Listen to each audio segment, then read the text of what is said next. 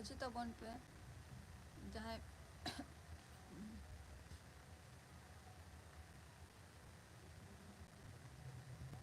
ᱡᱟᱦᱟᱸᱭ ᱳয়াᱪ ᱮᱜᱼᱟ ᱯᱮ ᱦᱤᱡᱩᱜ ᱛᱟᱵᱚᱱ ᱯᱮ ᱞᱚᱜᱚᱱ ᱞᱚᱜᱚᱱ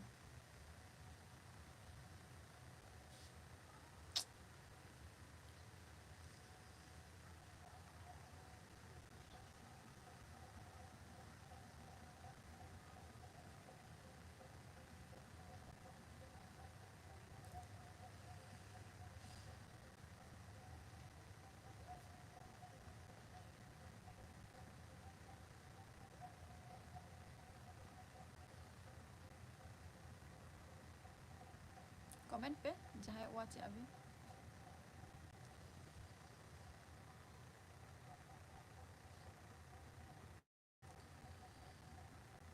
कमेंट बिन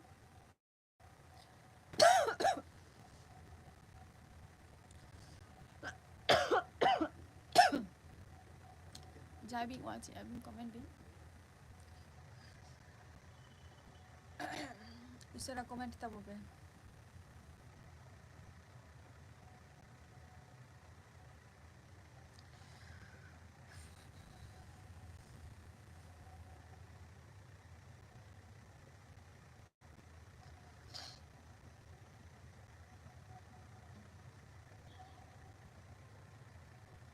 तेना दिन को चेक लगा चलान तपिया तीना रिस्क पे कटाव किया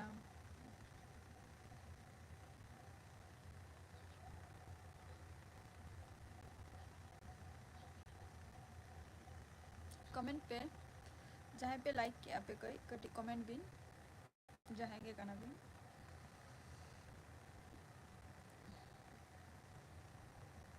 शांताली एडिट जोहार के अच्छा चेक लगा मेरा बिना आज चेक लगा नाते दिन को चलान तबिना शांताली एडिट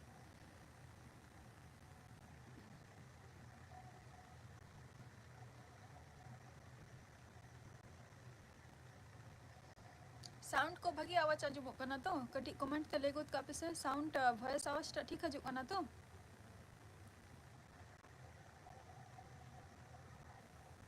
वॉइस टा ठीक हजू कना तो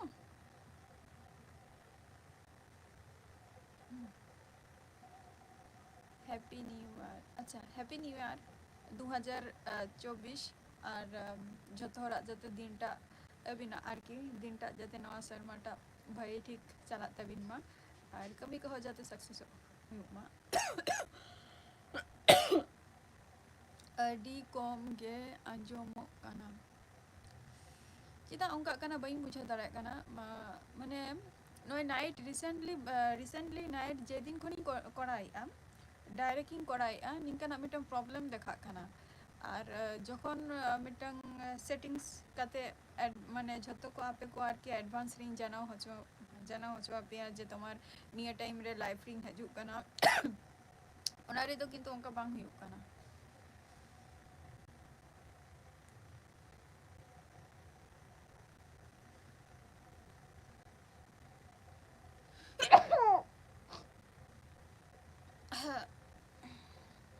कमेंट बिन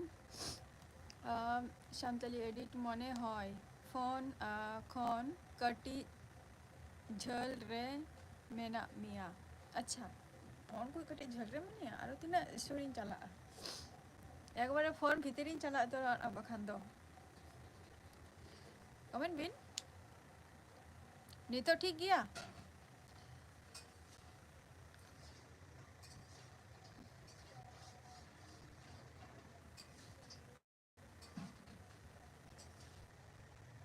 नहीं तो ठीक गया अंजमी अबिन तो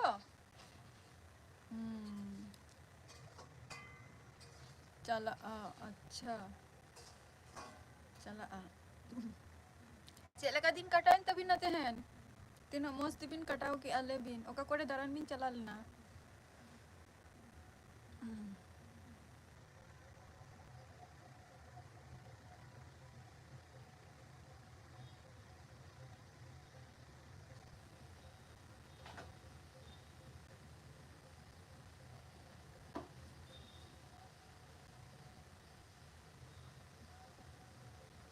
ले बिन दारा तेगे दिन चला एना बाबा दारा तेगे दिन चला एना ताले अडी जुर बिन दारा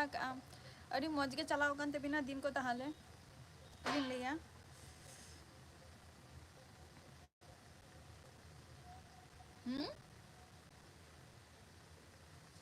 और अबिन दो अलिंग दो चेत अलिंग मा सेता रेगे लाइव लिंक करे थे तखनो कटी फोन कटी बाफारिंग काना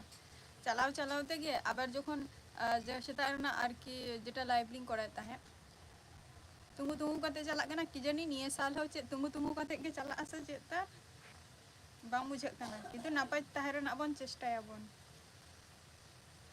हसे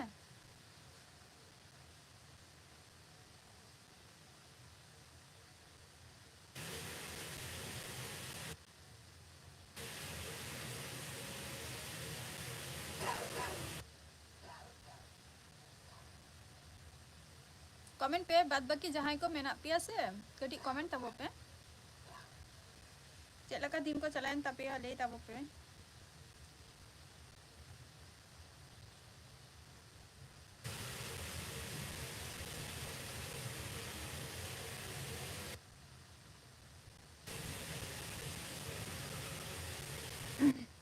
किसकु हंसदा ब्लॉग अच्छा किसकु हंसदा ब्लॉग हंसदा अच्छा किसकु हंसदा सगुन दाराम इहा लाइव स्ट्रीम रे और happy new year sister happy new year दीदी चेलका दिन को तेहन दो चलायन तबिना जियो नेट कटी में अडी फास्ट चला अच्छा अच्छा अच्छा जियो नेट अच्छा हैं कराविना संताली एडिट किसको हंसा दीदी अबिन चेलका मेना बिना आते ना दिन चेलका चलायन तबिना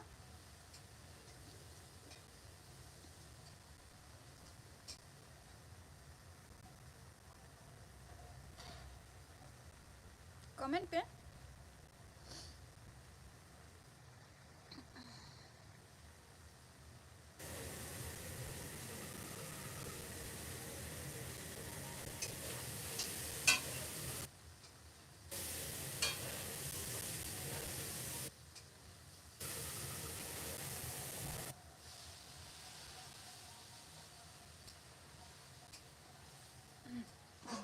किसको हंसदा ब्लॉग दीदी कमेंट बिन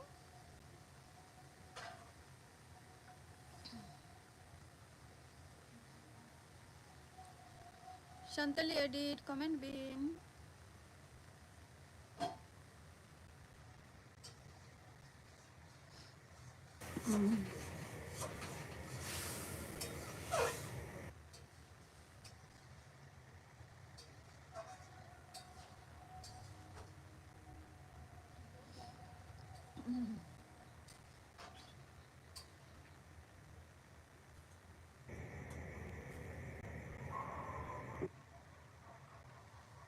संताली एडिट तेहन दारा की अबिन अडी नापाय ते दारा तेगे दिन चला कान तबिना तुम 101 तुम है हेलो तुम अबिन दो का बिन ले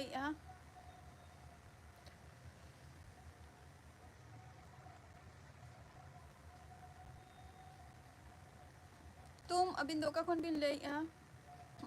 दाका कोपे इसिन के पेसे बांगे अच्छा बांगा दाका कोले इसिन हुयुक काना दाका को इसिन हुयुक काना हुगली खोय अच्छा हुगली खोय अच्छा अडी अडी नापाय और तेहना दिन टा चेलका चलायन तबिना तुम दाका को इसिन बड़ा हुयुक काना संताली एडिट अबिन बिन जम बड़ा की ऐसे बांगे से तेहन दो दारा तेगे माने जहाँ से दारा बिन चला लेना अंते रेगे दारा दारा तेगे बिन जमक आर की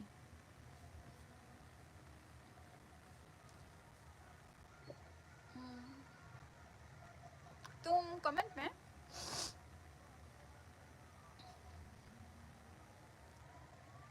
औरीगे अच्छा औरीगे आदो नितो दो करे मेना बिना संताली एडिट संताली एडिट नितो दो करे मेना बिना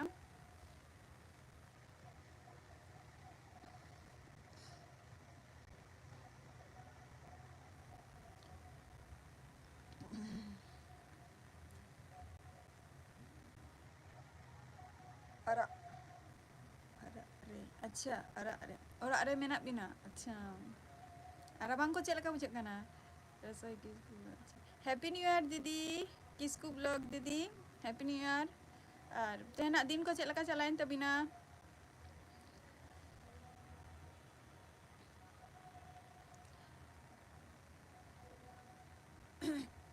रोसी किसकू ब्लॉग दीदी तेहना दिन चलका चलाइन तबिना तुम नपाई गे अबिन लेका बिन खटाव केदा अलिंग चलका लिंग कटाव केदा अच्छा अलिंगा दिन तो तेहन तो ओरा रगे ओकासन हो दाना बलिंग चलाओ कना फ्रेंड को गाते को अडी झल रे मेना को खातिर बलिंग चला कना रसोई किसको दीदी मौज गे 3 दिन दो अच्छा मौज के चला मा आर निया सालटा इन्या चलका चला बइं बड़े तबे चेष्टाइन भगी चलाव रेना सरजम शांताली सॉन्ग अच्छा सरजम शांताली सॉन्ग आम ओकोय अबिन ओकोय कना बिन कुलिंग बिन अलिंग दो हुयुक कना लिंग नोआ nailing kan gya bin mitang abin laka ge hoyto mitang blogger kana liंग अबिना दो शांताली सॉन्ग जस्ट अबिना तो मुनि कना चैनल में ना तबिना सचे बइं ये लगा तबिना सरजम शांताली सॉन्ग अबिना चैनल में ना नि से रसोई किसकू ब्लॉग अरे लेका में ना पिया रसोई अच्छा रसोई किसकू ब्लॉग दीदी अले दो नापाय रेगे मेना लिया झतो को गे आधान दो दारन को चलाओ कना शुधु बाबा इन आयो अले गे ओरा रे मेना लिया अले दो नापाय गेले अच्छा नापाय गे अच्छा नापाय गे ओनते को राबांग चेलका बुझे कना दीदी सारजम सांताली सॉन्ग अबिन दो का कौन बिन लेया तुम रूप दो कोबी हाँ रूप दो कोबिन माना गे के दा से बांग रूप कोबिन माना गे बई तुम बई बुझोली अच्छे बिन ले हो चुकी आ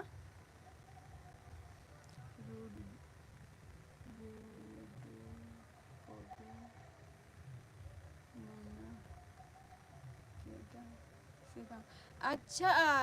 रूंडू अच्छा अच्छा अबिन मा हुगली डिस्ट्रिक्ट रिंग कना बिन बा अच्छा ओनते मा अने जहाँ माने पोस्ट मास बोलो लेनखान गे जहाँ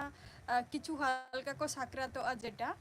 बांगा ओना को तो बांगा अलिंग दो ना एकदम नोआ चे को लिया नॉय 14 जेटा पोस्ट मास गे आर की 14 तारीख ना जनवरी 14 15 से 3 चंग युरु कना उन जखो ना साक्रात हुआ और जहाँ पोस्ट मास रे ना बिन लेया ओना साक्रात दो निथो आले दो नते दो बाको कराव गया आले नते दो वेस्ट बेंगल सेंटर दो रसोई किसको आले से दो अडी राबांग काना और आपे से दो राबांग काना से बांग दीदी तेहन दो उनका दो खूब एकटा बांग राबांग काना बाहरे रे तेहन गपा दो हर नोआ रास्ता रे एक बारे बाहरे उडुक लेनखान गे हर को तहन काना तेहन गपा ओना खातिर खूब एकटा ठंडा बांग बुझे कना होला तो आरो ठंडा कटी बुझे कानता है राबांग को सरजम शांताली सॉन्ग अबिन दो का कौन भी ले सरजम शांताली सॉन्ग कुली किती अबिन जे आम दो आम ओकोय अच्छा कुली किती अबिन किंतु आदो रिप्लाई हो बबिन एम ले जे अबिन का कौन बिल ले कमेंट बिन दीदी आदो दाका उतु बिन चंदा बसांग किया संताली एडिट कमेंट बिन लाइव रे जुदी मेना बिन खाने तुम आपे दो ओनते रुंडू आदो आपे मापे मानाओ किए दावा तुम आपे मा ओनते पे मानाओ किया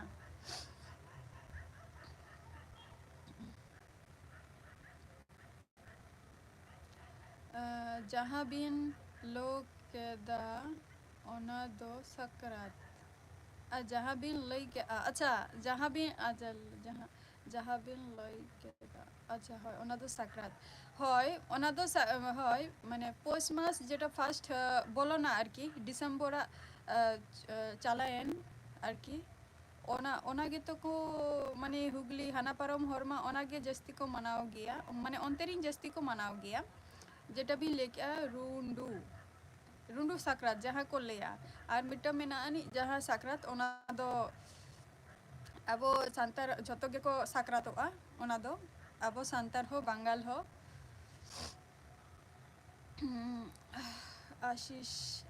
आशीष हेलो अच्छा हेलो आशीष अबिन दो ओका खन भी लैया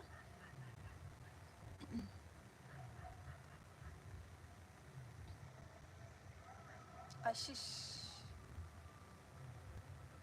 झारखंड अच्छा झारखंड बिन लैया जना पाई कथा झारखंड बच्चे बिन चिकाई गया बिन दो दीदी कमेंट बिन दाका उतुक बिन इसिन बड़ा की आसे बांगे गिरिधीन अच्छा गिरिधी अच्छा अच्छा आंजो में काला कहीं बुझाई किंतु सेन दो बई सेना गाना झारखंड दिसम को दो कोनो दिनो अडी अडी नपाई और तेना दिन चलका चलाइन तबिना आशीष तुम कमेंट में जहाँ को लाइव रे मेना पिया से कमेंट तबो पे चुपचाप दो अलग पे थिर को एनाम को नकोय सला हो उनका माने रपर बन थे चेत उनका अड़ी होर सला गे रपर दरकार गे आदो आपे को सला हुई रपर कना सेता बेरा उनका बांग रपर हुई कना मौज गे अच्छा ओका कोरे दारान पे चलाव कना तेहन दो दारान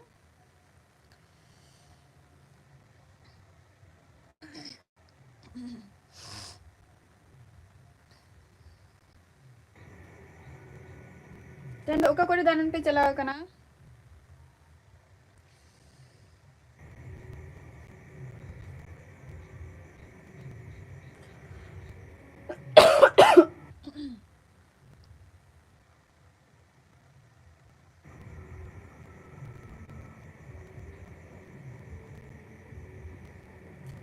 अबिन ओरा तबिन उकारे अच्छा अलिंगा और अच्छा आशीष परेशनाथ अच्छा परेशनाथ वाह भगी जाएगा तो परेशनाथ ताले में परेशनाथ जाएगा बिन चलाओ का नाम इमा बिन चलाओ का नाम लिया ओना मा परेशनाथ बा परेशनाथ ओना दो ओका इलाका रे न्यूरुआ ओना परेशनाथ दो अबिन तुम अबिन उरा जे ओरा तबिन उकारे अच्छा तुम अलिंगा ओरा दो हिकनो वेस्ट बंगाल नदिया वेस्ट बंगाल नदिया डिस्ट्रिक्ट जहाँ कल्याणी एम्स भी आंजम का तो फेमस जहाँ ऑल इंडिया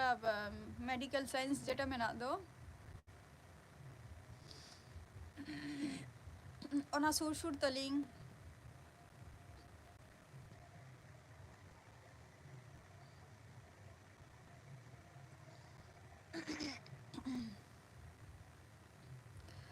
आशीष परेशनाथ दो माने ओका ये रे न्यूरुआ गिरिधीन जिला रे अच्छा गिरिधीन जिला रे अच्छा परेशनाथ आर ओ अच्छा तुम होय अच्छा अच्छा अड़ी अड़ी ताहले तेहन दो पे रस्का कि आपे ओंडे परेशनाथ मंदिर हो तो मेना गया से दोमे को हरो गया से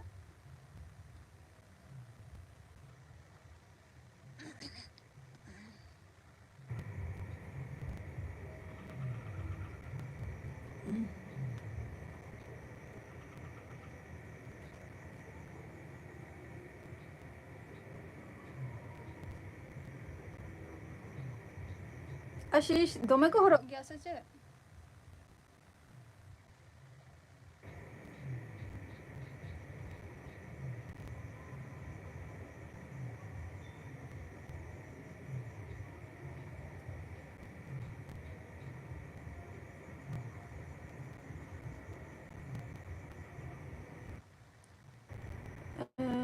जानी मंदिर अच्छा जानी मंदिर अच्छा अच्छा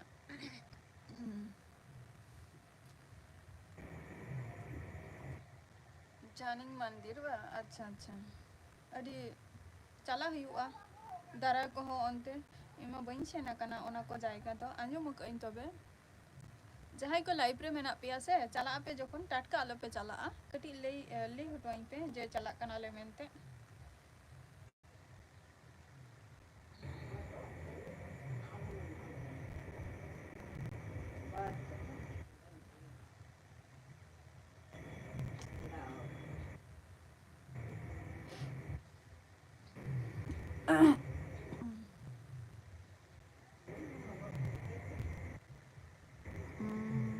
आशीष हाँ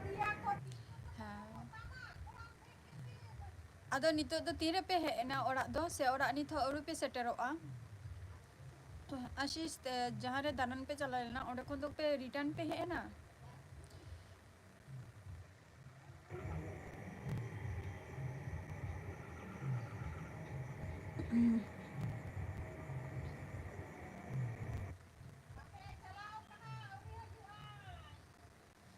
कमेंट पे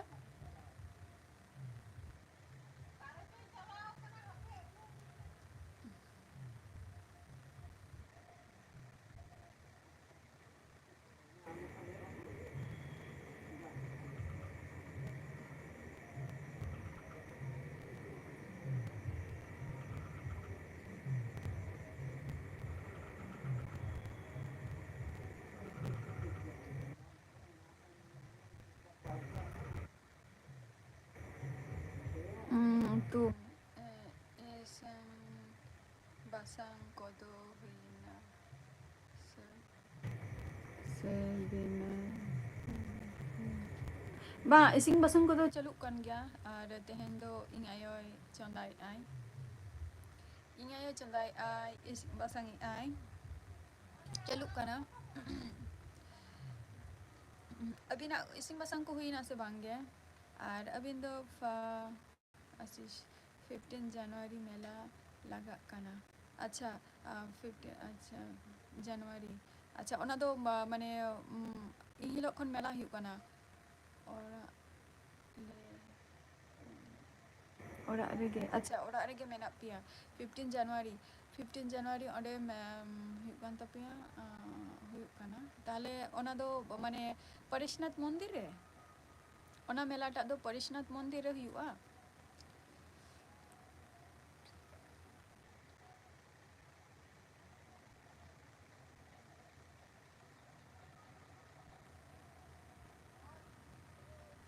तुम इसिंग बसंग को दो हुई कना ओरा रेगे और इंग आयो चंदाई आई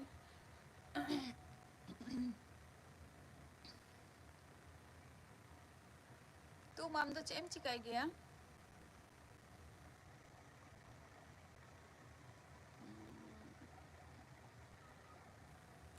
आशीष जहाँ मेला बिन लई के दो मेला हुआ ओना दो माने परेशनाथ मंदिर रे हुआ और ओरा रे बिन सेटेर कना अडी नापाय कथा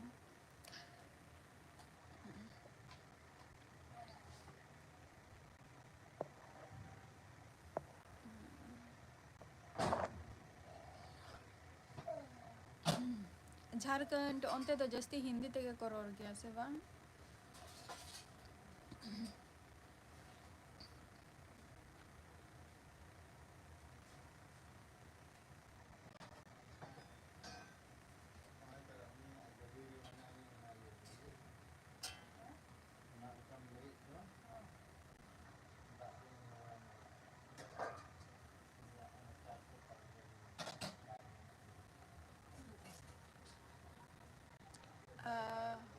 कॉम्परेटिव चला कना अच्छा कॉम्परेटिव चला कना तीना बिन पढ़ाओ कना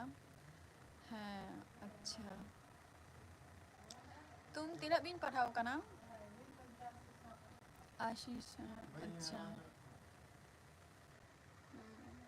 तार माने ओंडे मेला बैसे ना ठीक गया नेल हुई लेन गे चला हुई ना जदि ओंकाना जदि सुजोग onte re इन हदम तो को मेना को गया आदो ले गया को जे हजू में दिन के खाली नेंडाई आम जे हजू आम आदो बांग चला हुई कना आदो ओंडे चला लेन खान ना हातम तो को ठेन आदो onte दारान चला हुई कमेंट बिन BA अबिन BA का अबिन अरालिंग MA का आलिंग तो अच्छा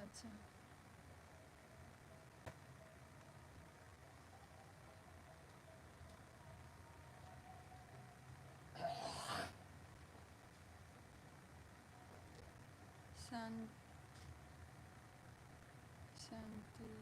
नागपुरी अच्छा शांति नागपुरी शांतली नागपुरी अच्छा शांतली और नागपुरी अंते दो जस्ती अच्छा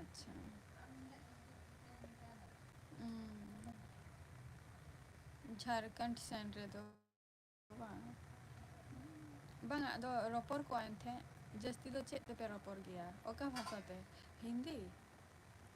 नागपुरिया भाषा तो हम एमे खन दो नापाई गया एमे को दो नापाई गया होय एमे को दो नापाई गया हुई ना मी बछर चे मी बछर रहा है माने कना तुम्हार कटी दुरु हुई कना निये धाव हापे से पीएचडी ना माने फॉर्म फिलअप हुई कना पीएचडी ना अदो ओकारे से ये को एमो कना ना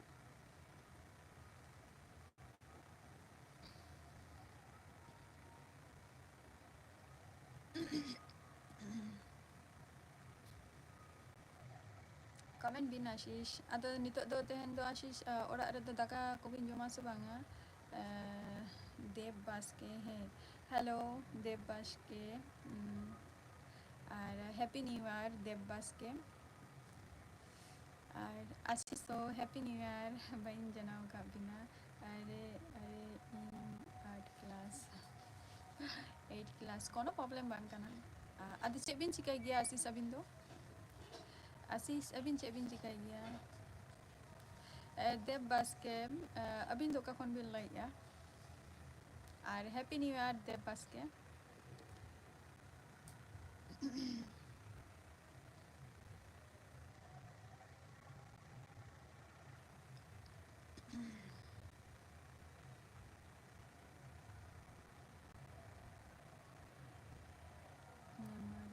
अच्छा मेमोरी अच्छा मेमोरी अच्छा मेमोरी कौन भी ले अच्छा मैसेंजर आंजो मको nyutum ko किंतु बहन दिसाई nyutum ni आंजो मका अच्छा मेमोरी कौन बिन ले या चे बिन चिकाई गया बिन दो देव बस के तुम हैप्पी न्यू ईयर है तुम हैप्पी न्यू ईयर और तेहना दिन जाते भगीते चला मा और तेहन खन जहाँ गे बिन कमिया जहाँ कम्पिटिटिव लगी बिन माने ट्रेनिंग कना बिन तो ओना जाते कमी को सक्सेस तपे मा खरता आशीष खरता खरता माने बई मुझे ले आशीष बिन खरता उना द्वारा चेक करना यू देव बस के यू हैप्पी न्यू ईयर अच्छा हैप्पी न्यू ईयर अलिंग दो हुई कना अलिंग दो हुई कना वेस्ट बेंगल नदिया खन ले नदिया डिस्ट्रिक्ट वेस्ट बेंगल नदिया आशीष बई बुझाव ले खरता ये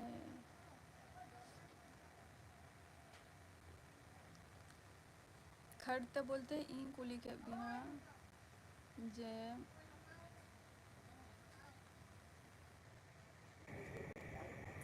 चे बिन चिकाई गया बिन अर्की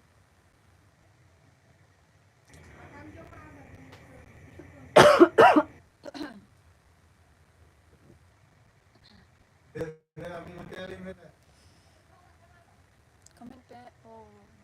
हाय हे बड़ा कना भी हे बड़ा हुई कना नोते वेस्ट बंगाल से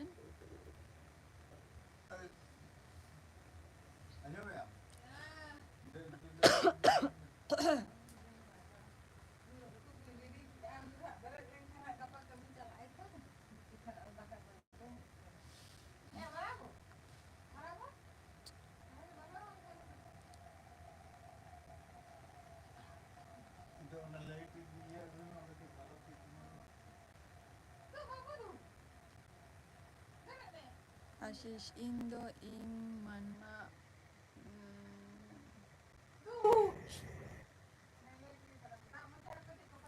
इंदो इंदो इन मामा थे अच्छा थे इन रहन काना अच्छा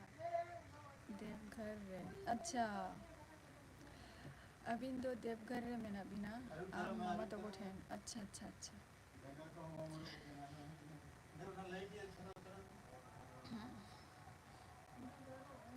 अच्छे पिन चिकाई गया आशीष अबिन दो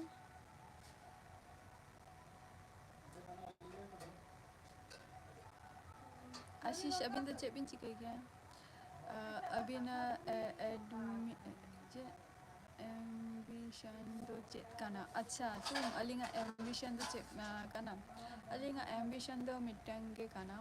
je mitang cela kate job ling nyama target taling job ar noi tara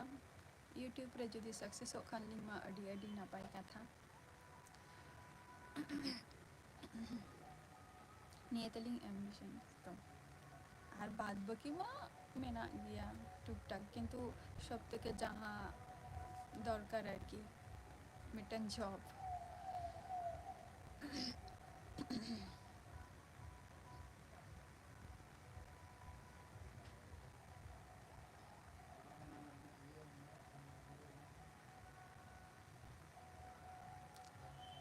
अबिन जेमन लेकी अबिन जे बीए पर्यंत बिन पढ़ा कना अडी नापाई कथा और जहाँ WBCS रेना जहाँ एग्जाम तहा लेना उना एग्जाम बिन एम का से तुम आशीष अबिन तो चेक बिन कमी गया ओका लाइन ते जॉब अलिंग दो ओका लाइन ते जॉब बोलते चे जदि काथारी लाइगा एबट अलिंग मा DL हो बलिंग कराओ का जदि खोजालिंग जे तुम्हार माने टीचर लाइन रेना नेतार टीचर लाइन माने टीचर लाइन खातिर मा नेतार मा तुम्हार अना ये को खोज करना से DL को खोज करना और B.Ed और परिष्कार कथा इन ठेन हुयुक कना ओना लाइन रे दो इन बांच जदि नॉर्मल ते बाय चांस ले जदि हुयुक खाने ओना जिनिसटा टीचर लाइन रे ताले ना पायोआ अडी अडी ना पायोआ और नेतार मिटंग ये काको जे तुम्हार आम टीचर लाइन जदिम चला ताले आम DL बा B.Ed निये बारिया कोर्स करा हुयुक तमा प्राइमरी ते जदिम करा खान ताले मा DL करा हुयुक तमा और जदि हाईरेम चला ताले खान मा तुम्हार आम जेटा B.Ed আর কি ওনা করা हुयुक तमा আর ওনা খাतिर के निये PhD टा करा हुयुक कना जदि बाय चांस ले जदि टीचर लाइन रे जदि नामो खान बाय चांस ले कथाई लेया और बाखान तो SI जेमन फूड रेना मेनानी तारपर PSC क्लार्क को मेनानी इना को माने और सेंट्रल रेना जहाँ मेनानी सब थेके तो सेंट्रल रेना इन चेष्टा सेंट्रल तो सब थेके better I मनेया in mama police कना अच्छा आशीष इन मामा पुलिस कना अच्छा ओकरिनी पुलिस अच्छा देवघरिनी पुलिस है आशीष अभी मामा पुलिस कना है देवघरिनी पुलिस कना है देव बसते बोलो हाँ बोलची एक तो आशीष सी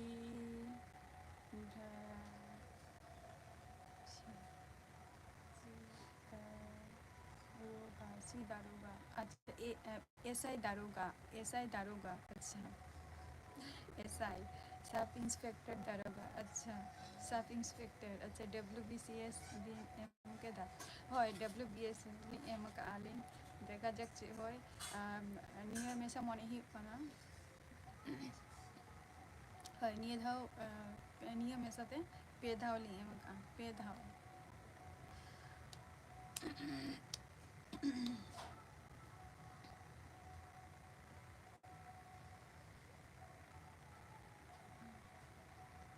मिटंग मने हि कना लॉकडाउन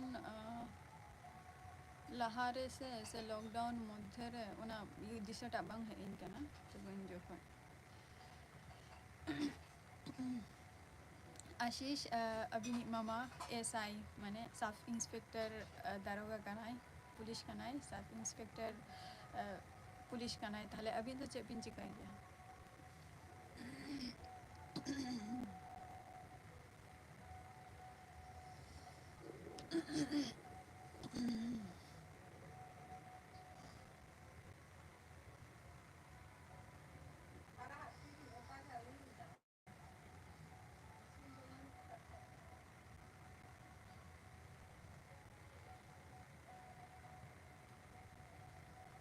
comment bin.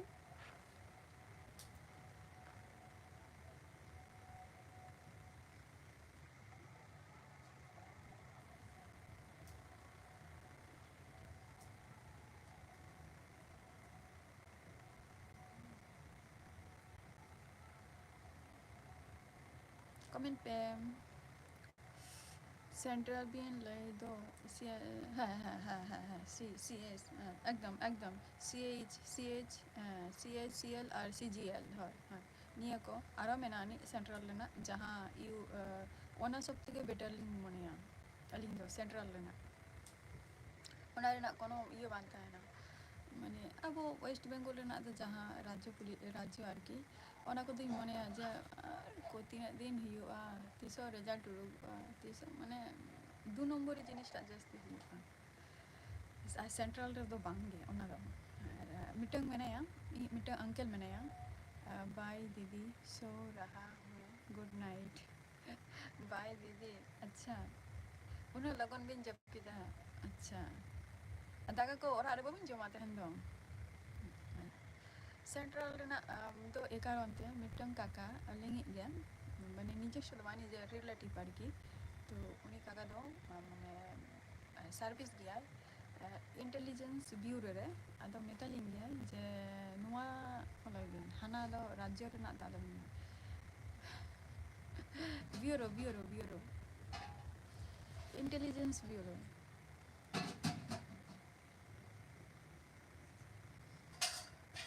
हाँ इनकम टैक्स ऑफिस जहाँ ओना मा डब्ल्यू हाँ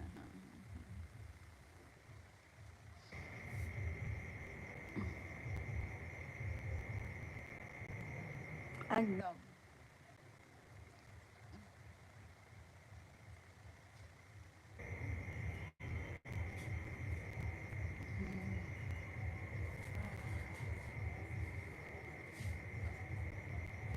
अबिन तो ओका रेना बिन जस्ती बिन टारगेट का तुम अबिन तो ओका रेना बिन जस्ती बिन टारगेट का आशीष उन्हें लगन बिन जपी गोदा दागा को बिन जोमा से बांगा दो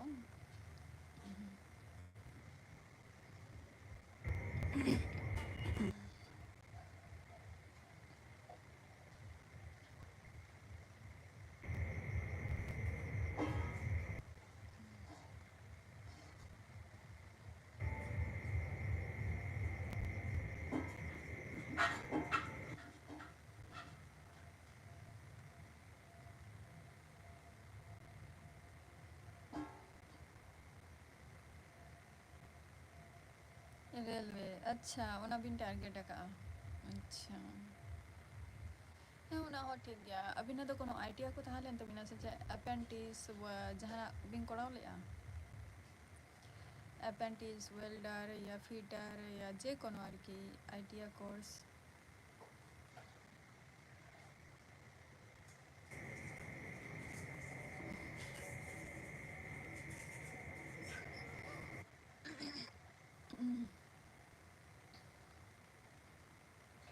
कमेंट बिन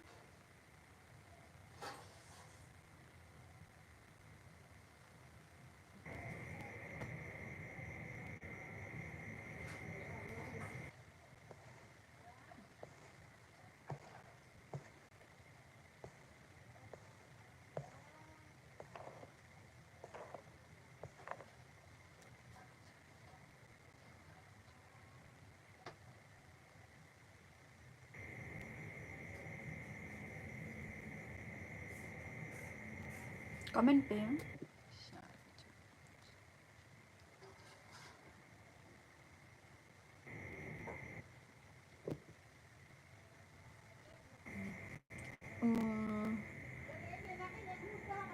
प्लीज प्लीज अच्छा ঠিক আছে জাপিদ বিন উন কদবাং করা হুই কানা एनटीपीएस अच्छा एनटीपीएस अच्छा अच्छा अच्छा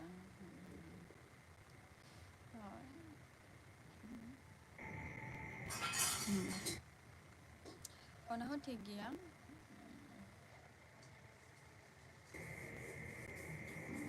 माने नोआ नोआ बिन करा के दो नोआ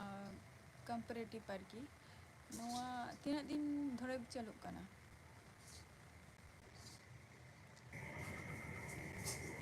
माने तीना दिन धरे नोआ प्रिपारेशन बिन हताया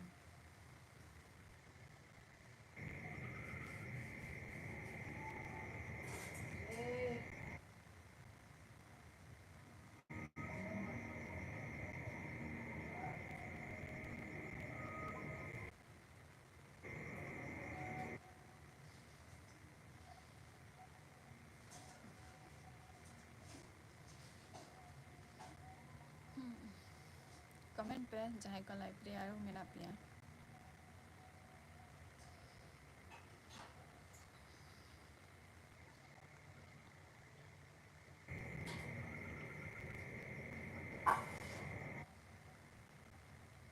3 यार अच्छा शुद्ध रेल रना बिन एम का एग्जाम को दो और बाद बाकी दो बबिन एम का डिफेंस लाइन रे को बबिन एम का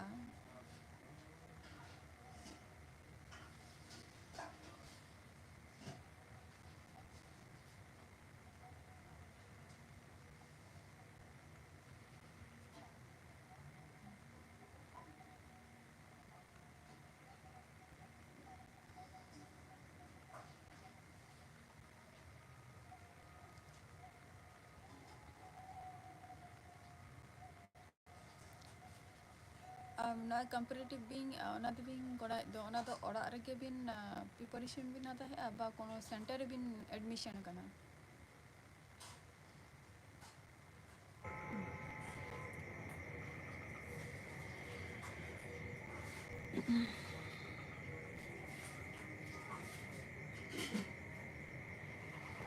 देव बास्के आंटी नेपाली देव बास्के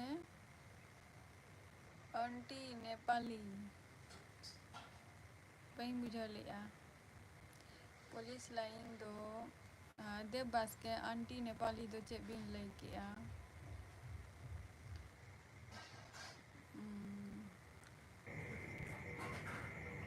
डिलीट हो किया बिन पुलिस लाइन दो चलाओ बांग साना लेंगे एकदम पुलिस लाइन कटी जते झतर खोज गया बन जते कमी जते हुयुमा जते चेहरा ᱧᱚᱜ जते इनकाना किंतु कष्ट दमे हुयुआ से ina ge real rena ma ing apply ge ban sanya ado bole ing je tomar hor ITIA ko bain korao ka che chong ona re member ya ona ing ge ona khatir ba em sa ge ar police mane defense line re ma শুধু ona ho tomar Kolkata police যদি Kolkata police তাও better মনে ইনারে যদি को মানে हुयुग खाने भागी बखान तो भाई बराई गया आंटी नेपाली का गाना आंटी नेपाली गाना आंटी नेपाली गाना ओकरे नेपाली गाना पे अंजुमिया देव बास के ओकरे अंजुमिया अंजुमिया बिन जे आंटी नेपाली गाना दो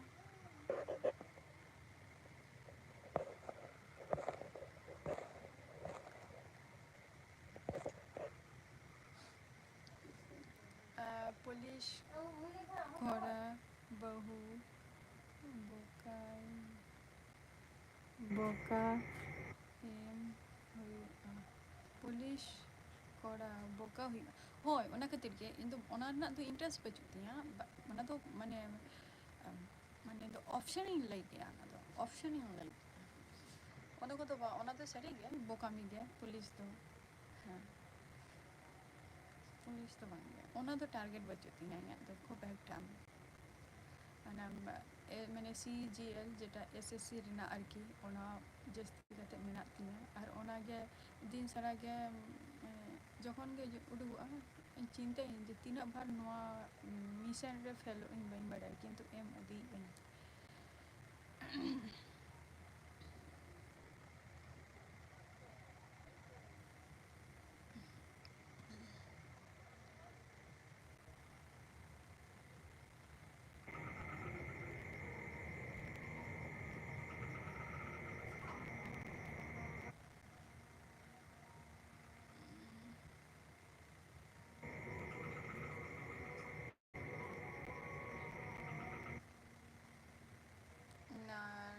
नरेंद्र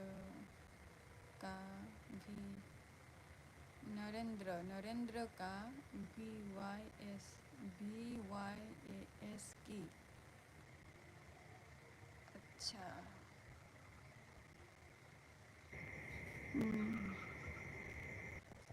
नरेंद्र का भी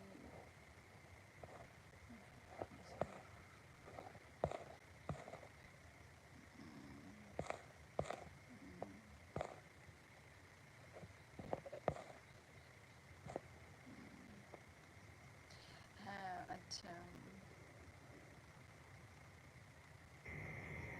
देव बास्के और तीना टा पढ़ा का नाम दो देव बास्के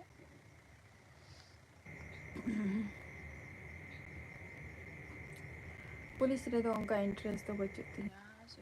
अना SSC रेना के कटी जस्ती आर सेंट्रल ये के जदि होले तो भालो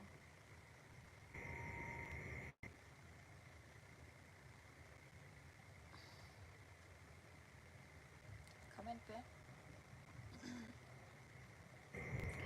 पिकनिक दो भी कराओ केदा से भांगी बांग गया तेन पिकनिक को तो बांग चला हुई क्या ना तुम तेन तो और अरे गया था ही क्या ना और अब चला गया और अरे को ही बच्ची पाऊँ का आई बाबा तिकिन में ना कि ना और बाद बाकी जो तो दारा को सेम का ना अदो ओना का देर और अरे के में ना ले आले लो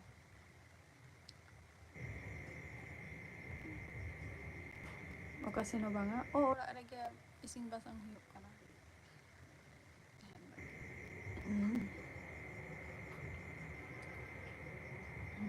अबिन बिन चला वैसे पिकनिक को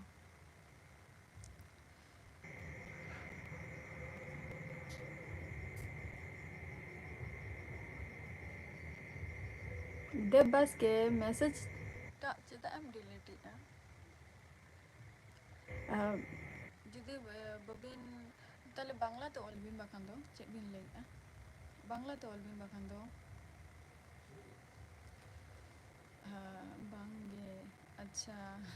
अबिन तो तीनों बॉय अबिन तुम तीनों पे बॉय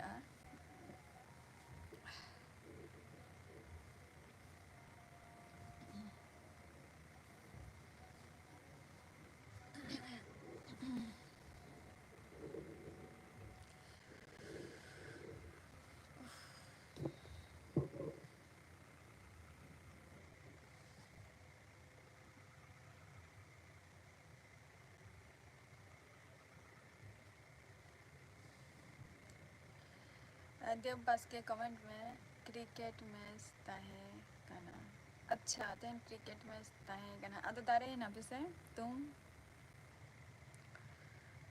अदो पे दारे ना पिसे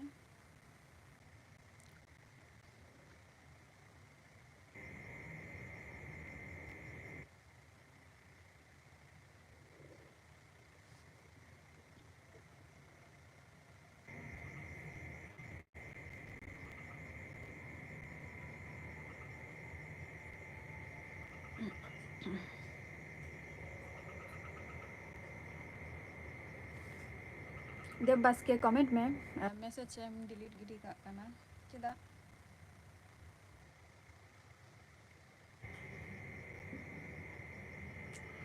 बाखान तो बांग्ला तो ऑल में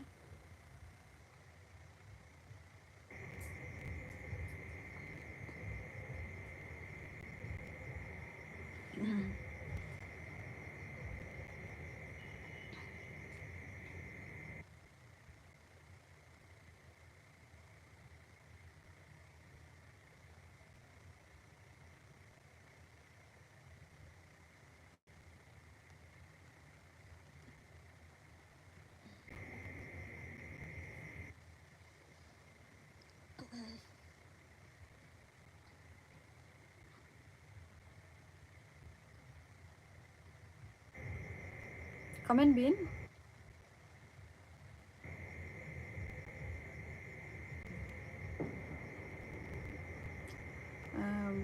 अच्छा तुम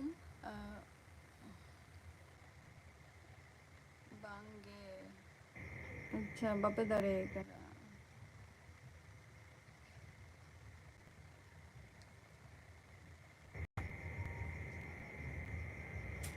तुम आपे मा हुगली रुपता है ना अच्छा हुगली फर्स्ट टाइम लाइफ रे दिन चाट केदा अच्छा अड़ी नपाय अलिंगा चैनल हो माने पुइलो बिन ñel लेया की से तेहन गे बिन ñelea अलिंगा चैनल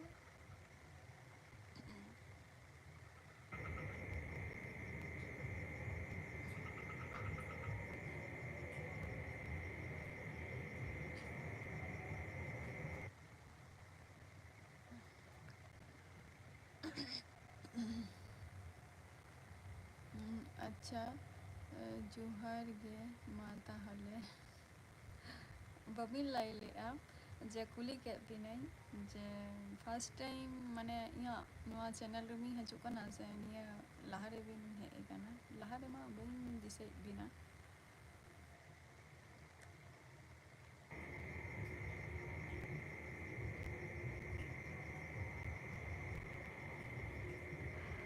सुकुमार सोरेन हे हेलो और हैप्पी न्यू ईयर सुकुमार सोरेन हैप्पी न्यू ईयर और निया सेरमाटा जतो हरा जते नापायते चलाक मा जतो को गोआ की ओकासन दारन बिन चला लेना तेहन दो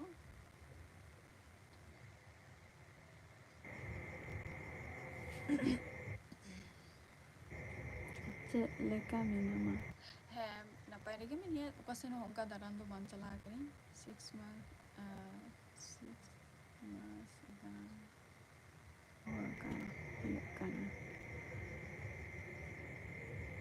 अच्छा अच्छा अच्छा अच्छा ठीक गया अदो नीचे दाका उतु को बिन जमा दai te तुम दिसो बिन दिसो बिना बांग हो बांगा उनटा उना खातिर तुम बोले मी होड़ ताहलेन लका इन दिसई अदो उना खातिर कुली के बिना अच्छा लिंक के लाइव रे हजो बिन और लॉन्ग वीडियो को हनेल बिन जदि नापाय बिन मुझे उखान तो अवश्य गे कमेंट ताबो बिन और नंका गे लाइव ले ना हजो बिन साउंड काल थेके तुम्हार गोलमाल কেন এটা অ্যাকচুয়ালি আমিও বুঝতে পারছি না আমি তো ঠিকই কথা বলছি আওয়াজটা শোনা যাচ্ছে না ঠিকমতো আওয়াজ শোনা যাচ্ছে না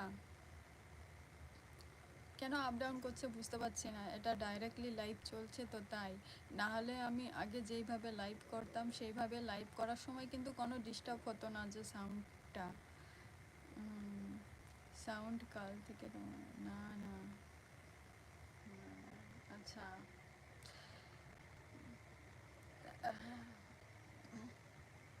তার জন্যই আমার মনে হচ্ছে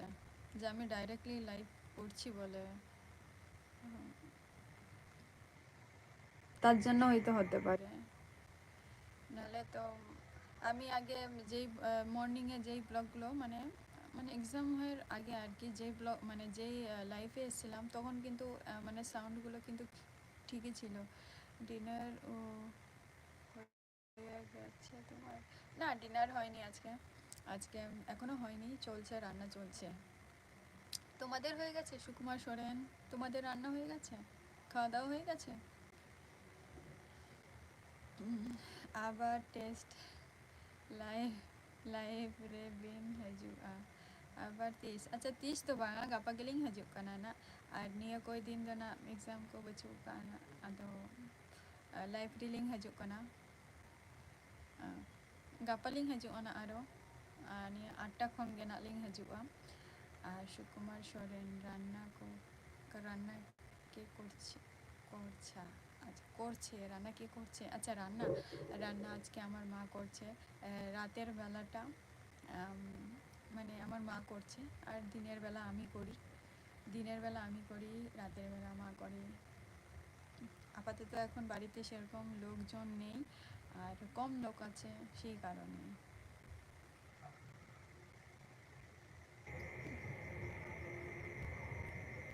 সুকুমার সোরেন, তোমাদের খাওয়া হয়ে গেছে কি? তোমাদের খাওয়া হয়ে গেছে? হুম। তুম এখন তুমি কি করবে? ভাত খাবে? सॉरी, तुम नहीं तो चेबिन चिके दाका बिन जो मासी चेत। अच्छा, तुम अभी ना पूरा फुल फ्रॉम नहीं तुम चेक कांता बिना इहो बइन बड़े शुकी तुम गई नहीं। तुम अभी ना फुल फ्रॉम नेम दो चेक कांता बिना बइन बड़े या और तुम ओके ओके ठीक किया।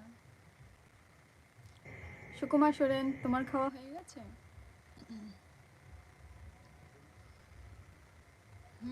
পিকনিক করতে গিয়েছিলাম ওর ফ্যামিলি। ওয়াও! এরকম টাইম স্পেন্ড করা অনেক মানে কি বলবো, আমার এরকম টাইম স্পেন্ড করতে খুব ভালো লাগে, যে ফ্যামিলির সাথে ঘুরতে যাব। ওই ছোটোবেলায় যা চিড়িয়াখানায় নিয়ে গেছিলো, আর আর নিয়ে যায়নি।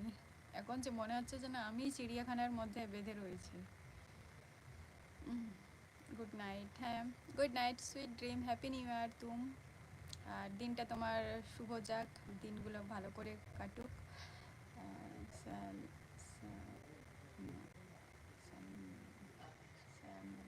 শ্যামল, আচ্ছা শ্যামল।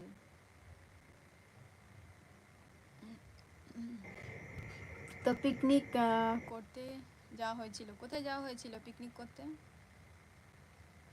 সুকুমার সোরেন, কোথায় পিকনিক করতে যাওয়া হয়েছিল?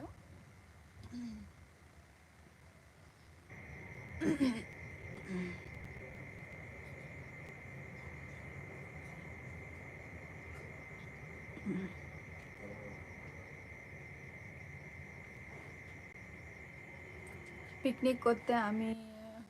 ওই যাই গিয়েছিলাম, আর যাওয়া হয়নি। যখন একটু কত তখন আর তো এখন নিয়ে যাওয়াই হয় না। এখন উল্টো মানে মনে করি যে চলো একদিন ঘুরে আসি মা বাবাদেরকে নিয়ে।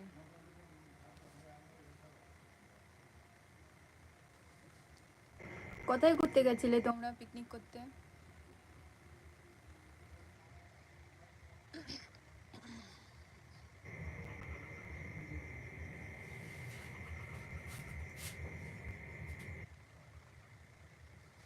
আচ্ছা, তুমি এখন কি স্টাডি করছো? সুকুমার সোরেন, হ্যাঁ আমি এখনও স্টাডি বলতে কি এই বছর আবার পিএইচডি করছি আর কি।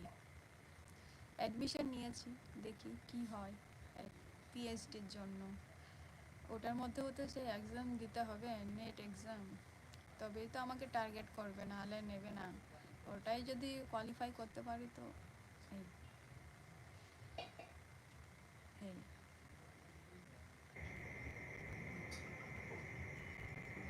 ও ভালো। আচ্ছা সুকুমার, তুমি কি করো? তুমি তো বললে না, আমি তোমার আমার ব্যাপারেই শুধু জিজ্ঞেস করেই যাচ্ছে, আমি তোমাকে জিজ্ঞেস করছি সেটা তো বলছোই না, যে তুমি কি করো আর কোথায় পিকনিক করতে গিয়েছিলে সেটা তো বললে না। মন দিয়ে, মন দিয়ে বলতে বুঝতে পারলাম না। সুকুমার সোরেন কি বললে? ভালো, আচ্ছা ও ভালো, মন দিয়ে। আচ্ছা, হ্যাঁ, আচ্ছা মন দিয়ে বলছো ভালো, আচ্ছা আচ্ছা। আরে আরে সারাও, থ্যাংক ইউ বলার জন্য। কাজের মধ্যে কতটা সাকসেস হতে পারি সেটাই এখন দেখার। যেই কাজগুলো 2024-এ মানে 2023-এ বাকি ছিল, এবারটা 2024-এ সেই কাজগুলো কতটা আমার ফেভারে যায় দেখি। বেশি দূর নয়। হ্যাঁ, বেশি দূর নয় বলতে সুকুমার সোরেন, বেশি বেশি দূর নয় বলতে বুঝতে পারলাম না। আচ্ছা বেশি দূর নয়, আচ্ছা পিকনিক করতে বেশি দূর যাওনি, আচ্ছা আচ্ছা। আচ্ছা ভালো। আর কি করো তুমি? সুকুমার সোরেন, কি করো তুমি বললে না? হুম, হ্যাঁ, আচ্ছা। আর তুমি কি করো? তুমি কি করো সুকুমার সোরেন?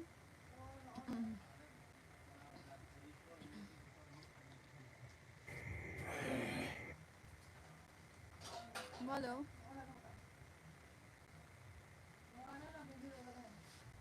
কি করো তুমি? হুম, দে দে বলো, কমেন্ট করো। সুকুমার সোরেন তুমি কি করো বললে না? আমি কারখানায় কাজ করি। আচ্ছা ঠিক আছে, যাই হোক, কাজ তো করো, আবার কি, কাজ নিয়ে কথা, মানুষ খেটে খেলেই হলো, কাজ তো করো। কারখানায় কাজ করো। বাড়িতে কে কে আছে তোমাদের? সুকুমার সোরেন, সুকুমার সোরেন, বাড়িতে কে কে আছে তোমাদের?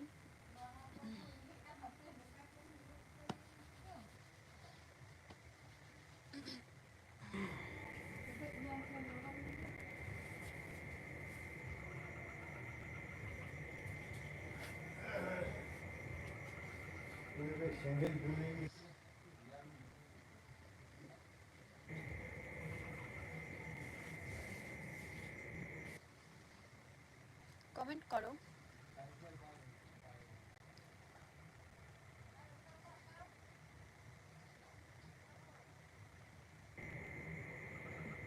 দাদা বৌদি, ভাইপো আর সমী।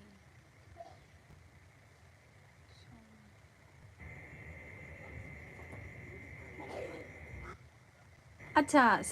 সমী নয়, আমি বলো। আচ্ছা, দাদা বৌদি ভাইপো আর হচ্ছে তুমি বলো, মানে আমি আর আমি। আচ্ছা, তুমি এখনো ব্যাচেলার আছো সুকুমার সোরেন? সরি, ওটা আমি, হ্যাঁ তাই তো বললাম যে ওটা আমি আর কি। আচ্ছা, সুকুমার সোরেন তুমি এখনো ব্যাচেলার আছো? হুম, আচ্ছা, কারখানায় কাজ করো। কারখানায় কত বছর হয়ে গেছে যে কাজ করো?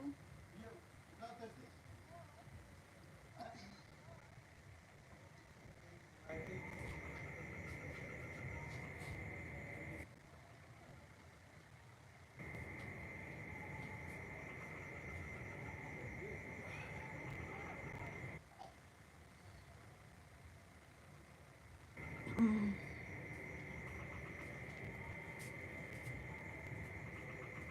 10 ইয়ার।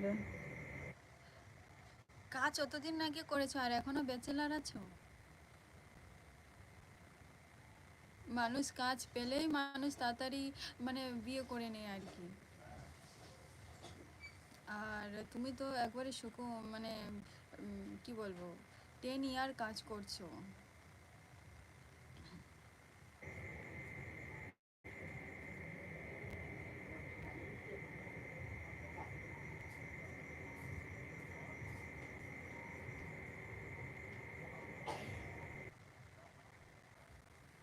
কমেন্ট করো।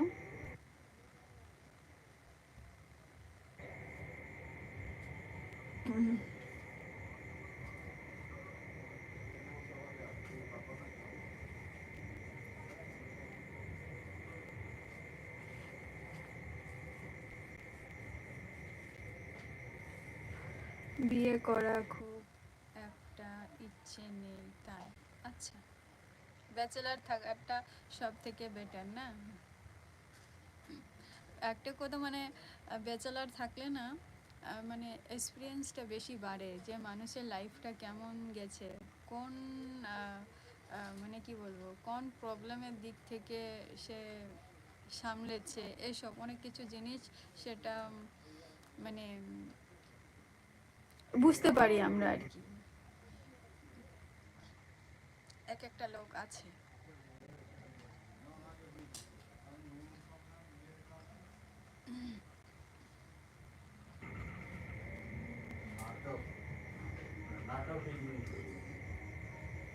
তা এখন কি তুমি বাড়িতেই আছো সুকুমার সোরেন? হুম,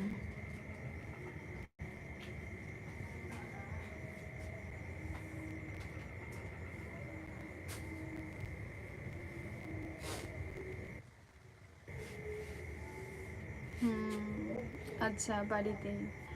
খুব ভালো কথা। আর উম, আর তুমি কোথায় থাকো তুমি তো কোথায় থাকো?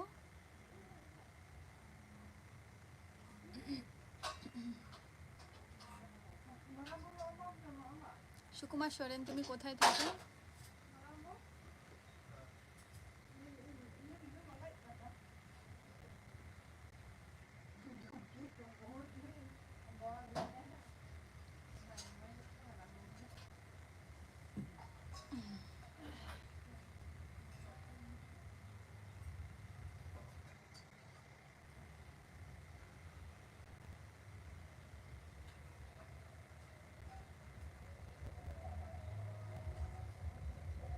কমেন্ট করো সুকুমার সোরেন যে তুমি কোথায় থাকো।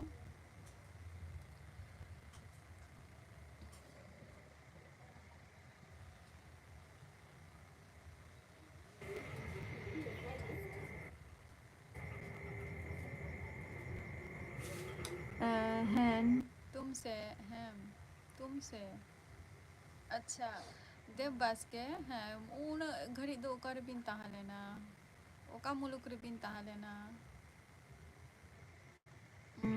अच्छा তোমার নদিয়া খন কানে বাড়ি তোমার আমার আমার নদিয়া ডিস্ট্রিক্টের কাছেই ওটা হচ্ছে তোমার যেটা এমস যেটা অল ইন্ডিয়া যেটা এমস হসপিটাল আছে তার থেকে কাছাকাছি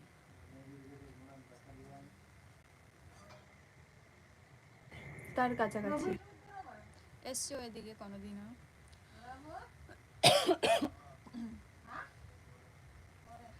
হ্যাঁ तुमसे ও কমেন্ট মে দেববাসকে ও এদিকে এসছো সুকুমার সোরেন এদিকে এসছো হোমে আচ্ছা বাড়িতে খুব ভালো খাওয়া দাওয়া হলো নাকি এতক্ষণ ধরে খাওয়া দাওয়া হচ্ছিল নাকি আমি তো কোথায় চলে গেল যাওয়ার আগে তো একবার তো বলবে সবাই যে আমি যাচ্ছি বলে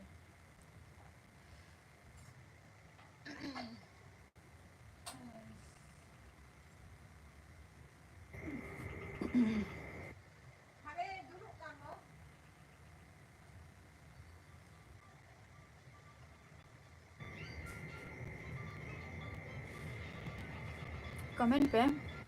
सुकुमार सोरेन अभी ना ओरा दो करे बबिन ले ले सुकुमार सोरेन বাং তুমি যখন বাংলা দিয়ে বলছো তাহলে তুমি হয়তো আমাদের কি বলবো বেশি দূর তো হবে না বোধহয় হয় গঙ্গা ওপার হবে নয় এপার হবে সুকুমার সোরেন তোমার বাড়িটা কোথায় বলো देवबास के कमेंट बिन चेबिन चिकाता है उना घड़ी तो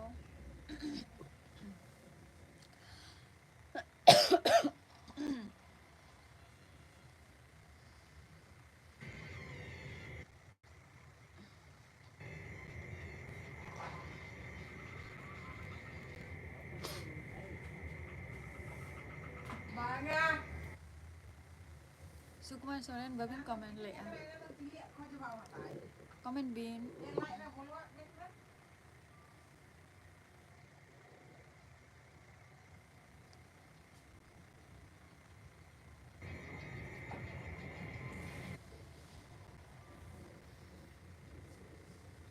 कमेंट करो একটু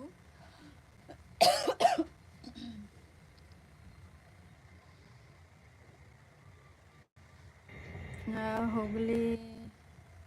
কামারপুকুরে আচ্ছা হুগলি কামারপুকুরে আচ্ছা আচ্ছা হুগলি কামারপুকুরে আমি যাইনি ওখানটায় কোনো দিনও তবে হুগলি কামারপুকুর যেটা আমি কামারপুকুর নামটা শুনেছি ওখানটায় নাকি আমার মামার হ্যাঁ আমার মামার কি বলে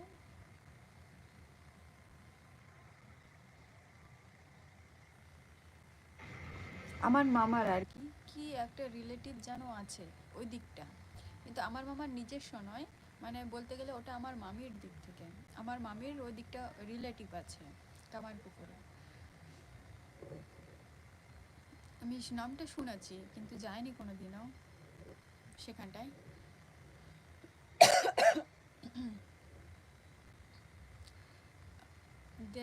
देवबास के कमेंट में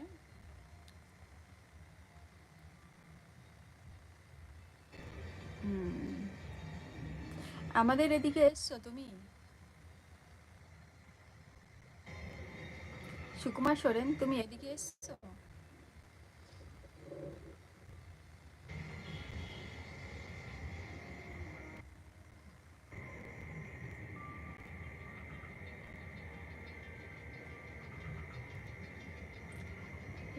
দেববাস্কের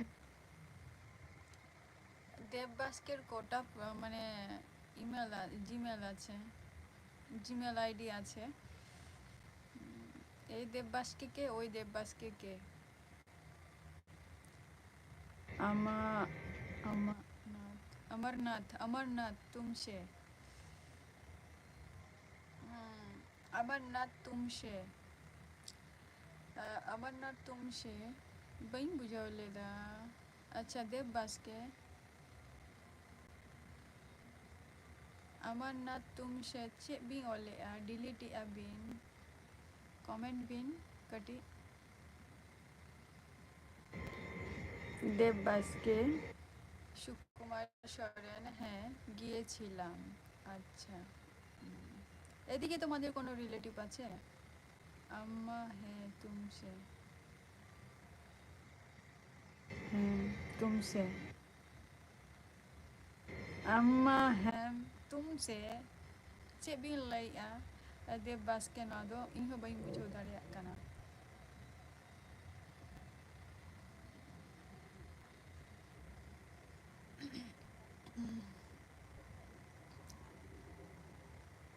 ᱪᱮᱫ ᱵᱤᱱ ᱞᱟᱹᱭᱮᱜᱼᱟ ᱠᱟᱹᱴᱤᱡ ᱵᱷᱟᱹᱜᱤ ᱴᱷᱤᱠ ᱞᱟᱹᱭ ᱵᱤᱱ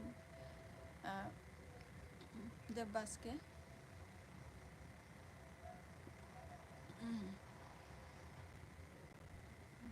সুকুমার সরেন, এদিকে তোমাদের রিলেটিভ আছে?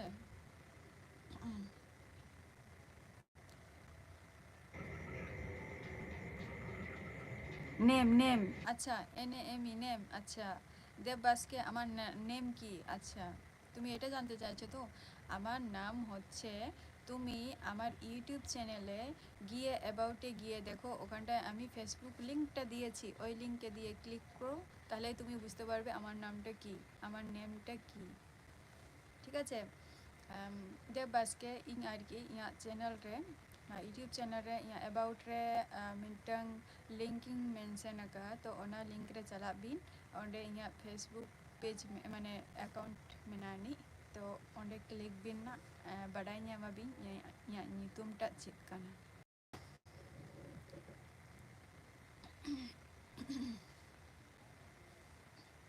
कमेंट बिन देव बास्के, ओके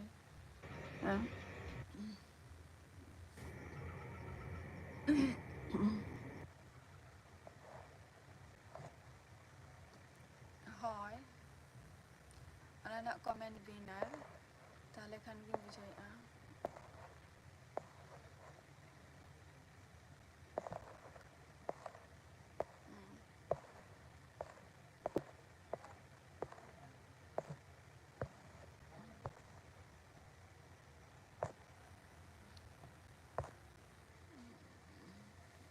ओके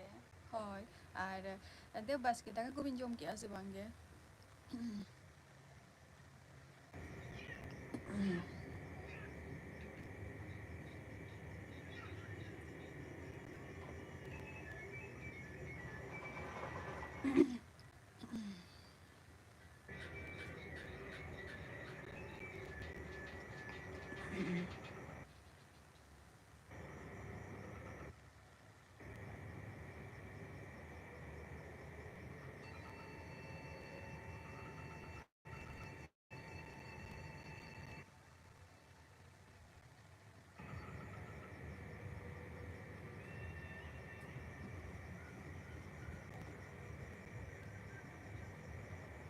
कमेंट बिन जहाँ लाइव रे मेना पिया और जस्ती घड़ी बइन तहना ना,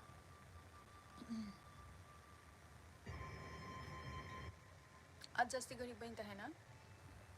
आरो गपा लाइव रे हिजुआ ना।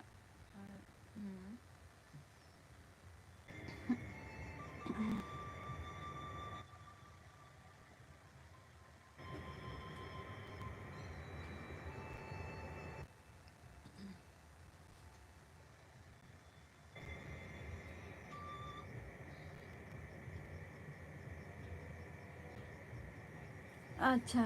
जोहार गे शगुन नवा सेरमा अडी दिन पोर बिन हेना यू लेबिन देव बास्के कमेंट बिन और जोहार गे नितो तायनम तायनम पे हजू कना तेहन लका दिन रे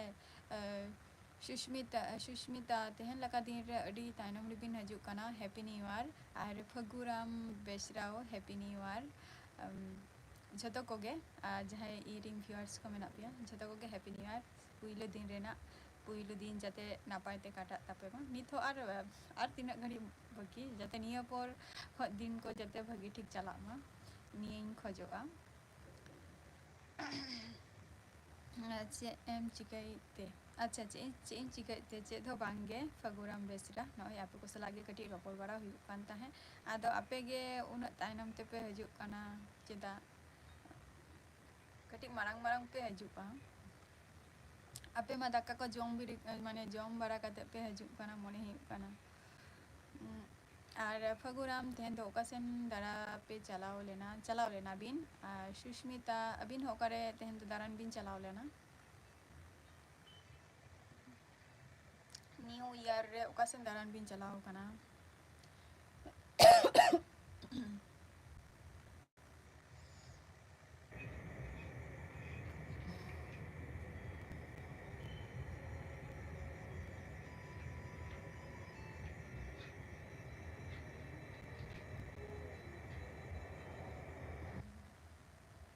कमेंट बेन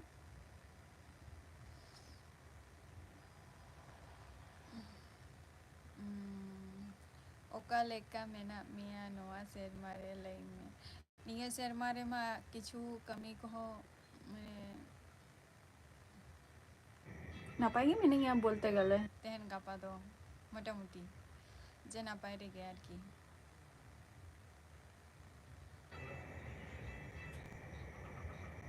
नापाय गे मेना लिया और अबिन चेक लका मेना बिना और ओकासेन दारान बिन चलाओ लेना फगुराम बेसरा कमेंट बिन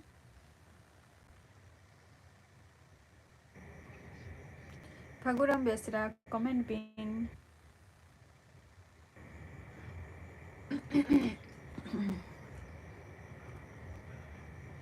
ओकासेन दारान बिन चलाओ लेना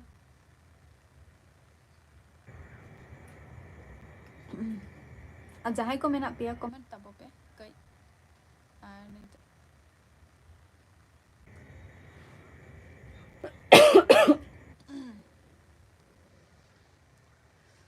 उसे लगे कई कमेंट तबो पे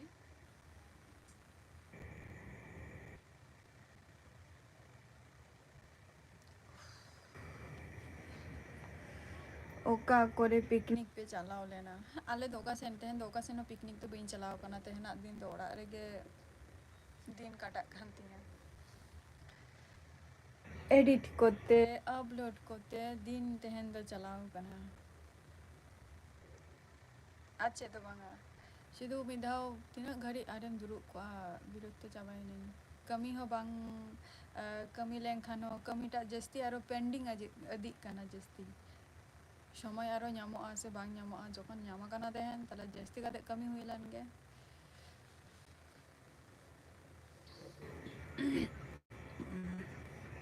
अडी दिन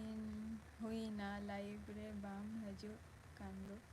अच्छा अडी दिन हुईना लाइव रे बई हजू कांदो एग्जाम तालेन तिया ओना खातिर कटी बई हेज लेना लाइव रे हो और वीडियो को हो कटी तखन दो कटी माने अपलोड हो कटी कम दी लिया और उन जो कदो कटी एग्जाम तालेन तिया ओना खातिर बई एमेत ताहे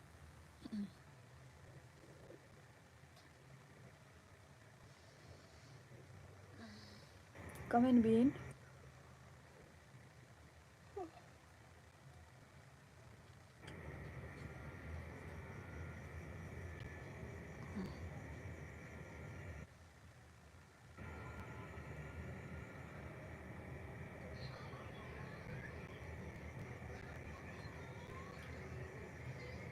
अबिन चेक लका मेना बिना सुष्मिता हेम्ब्रम अबिन चेक लका मेना बिना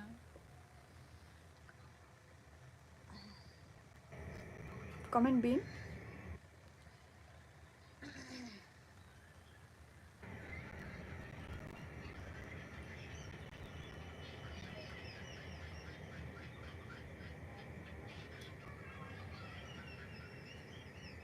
Selim Murmu, Sangun Nyinda. Selim Murmu, Sangun Nyinda. अच्छा है Sangun Nyinda.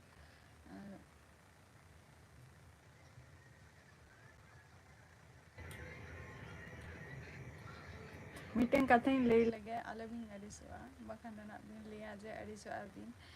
Selim Murmu अबिना नितो किंतु वीडियो बलिंग nyala का नितो लिंग nyala ना लाइव फॉर खन मैंने तेहन शुद्ध कमी रे शुद्ध बिजी के ताहे हुई कना उना कती अबिन मा दारान बिन सेने ना अलिंग दो ओरा रेगे शुद्ध लिंग कमी ताहे ओका सेनो बलिंग चला कना एनंग सेता लिंग ले ताहे जे मिटंग फुटबॉल टूर्नामेंट रे लिंग चला अमिनते अदो बलिंग चलाओ कना मैंने वीडियो शूट खातिर गया की अदो लिंग सेन को बलिंग सेना कना तेहना पिकनिक चला कता चलाइन तबिना Selim Murmu कमेंट बिन तीन नजूर आरएस का तबो पे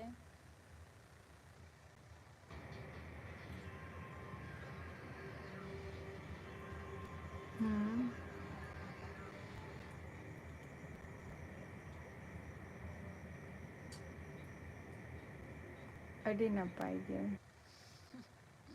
होय नपाई तेगे दिन को चला मा नवा सेरमा रे उइलो दिन खन नपाई माने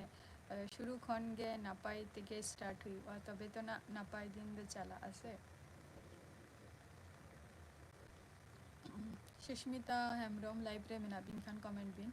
होइसे अदो Selim Murmu दिन तो ओरा रेगे मेना बिना से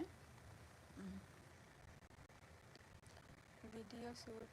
ताहे कना अच्छा वीडियो शूटिंग ताहे कना अच्छा अच्छा अच्छा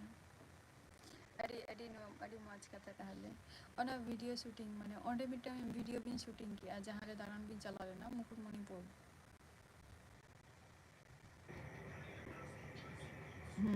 अच्छा अलिंग दे सुदु नेडा गेलिंग नेडा तिसलिंग माने चला अलिंग बलिंग बड़ाया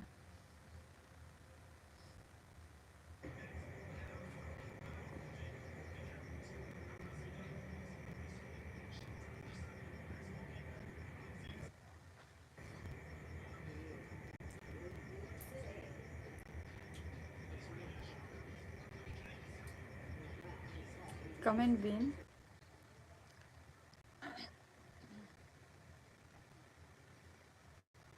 हजू बिन है चला अनी मिते बिन कना सजतो हर गले हि कना हजू मैं चला हातम तो कहो को मिते कना जे हजू में दारान बन चला किंतु बइन सेन दाड़िया कना शुद्ध तीना दिन धरे उनको शुद्ध नेंडा को कने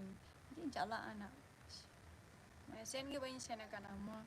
मने कना इन हातम ठेन मा तुम्हार तीना बचर हुईना माने 15 बचर लेका हुयुक कना जे सेन गे बइन सेन कना जा कटी उन जोखो चला हुई कना आदो बांस चला हुई कना 2009 रे से 10 रे समथिंग इनका चला हुई कना आनियमा 24 न इतरा बोलाइना आदो सेन गे बांगा अभी बोलते गले 13-14 बचर लेका हुयुक कना सेन गे बांग सेन कनी आर किंतु किन हे कना किन हातम सिकिन आदो इनगे बइन सेन कना किन ठेन मितिंग गया किन जे हजू में दारा दी में मिद दिन बार दिन लगी रहो अच्छा दारा लेंखन मिद दिन बार दिन लगी आवार से ओकारे हातम ओरात दो अच्छा हातम ओरात दो हुयुक कना तुम्हार मिटंग मेनाया मेदिनीपुर रे हाँ मिटंग मेनाया मेदिनीपुर रे कलमा पुखुरिया रे आर मिटंग दो मेनाया हुयुक कनाय माने उनी दो उनी हातम दो मिधाव गे हेज लेनाय मिटंग दो मेनाया अने भुवनेश्वर ओंडे मेनाया भुवनेश्वर रे मेनाया मिटंग दो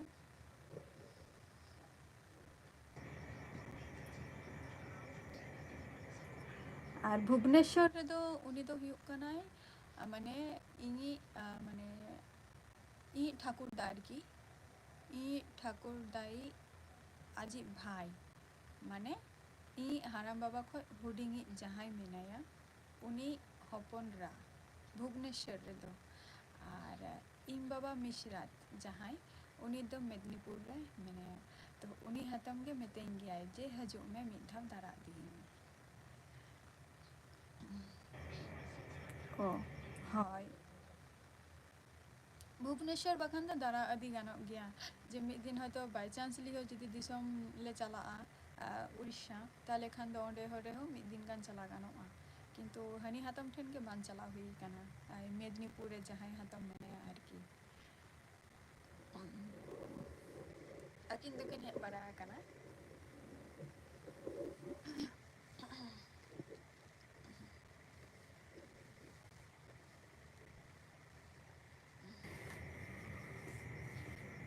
ᱪᱟᱞᱟᱣ ᱢᱟ ᱥᱟᱱᱟ ᱞᱤᱧᱟ ᱟᱹᱰᱤᱜᱟᱱ ᱠᱤᱪᱷᱩ ᱜᱮ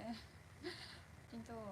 ᱠᱟᱹᱢᱤ ᱜᱮ ᱚᱱᱠᱟ ᱵᱟᱝ ᱦᱩᱭᱩᱜ ᱠᱟᱱ ᱛᱟᱹᱞᱤᱧᱟ ᱚᱱᱟ ᱠᱷᱟᱹᱛᱤᱨ ᱜᱮ ᱵᱟᱹᱞᱤᱧ ᱪᱟᱞᱟᱣ ᱫᱟᱲᱮᱭᱟᱜ ᱠᱟᱱᱟ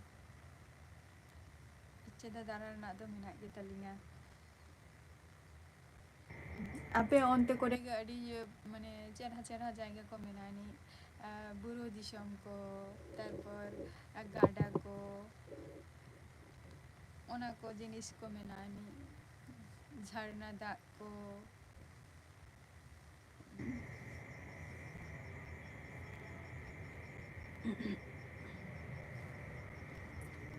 ᱟᱞᱮ ᱴᱷᱮᱱ ᱦᱤᱡᱩᱜ ᱵᱤᱱ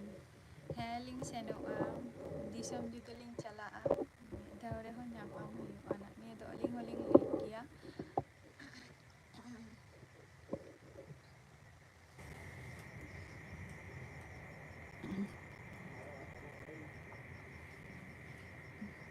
ᱪᱟᱞᱟᱜ ᱟᱹᱞᱤᱧ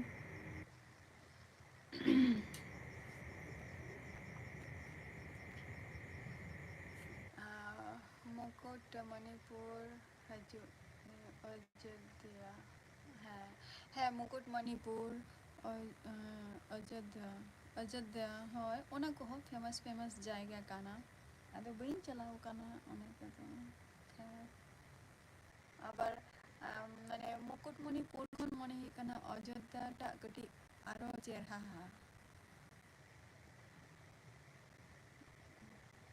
ᱤᱧ ᱫᱚ ᱵᱟᱹᱧ ᱥᱮᱱ ᱟᱠᱟᱱᱟ ᱟᱫᱚ ᱡᱟᱦᱟᱸᱭᱟᱜ ᱡᱚᱠᱷᱚᱱ 2018 ᱨᱮ ᱟᱨᱠᱤ ᱵᱟᱥ ᱢᱟᱱᱮ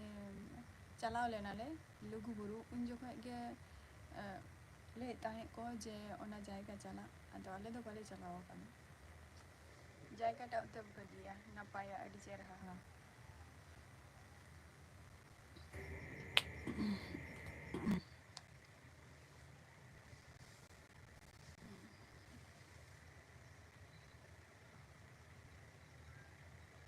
ᱫᱟᱠᱟ ᱠᱚᱵᱤᱱ ᱡᱚᱢ ᱟᱠᱟᱜᱼᱟ ᱥᱤᱞᱮ ᱢᱩᱨᱢᱩ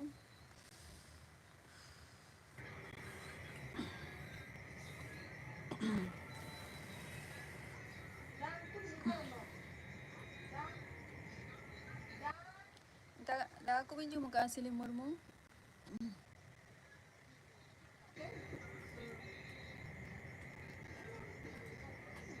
ᱵᱟᱢ ᱡᱚᱢ ᱫᱟᱲᱮᱭᱟᱜ ᱠᱷᱟᱹᱛᱤᱨ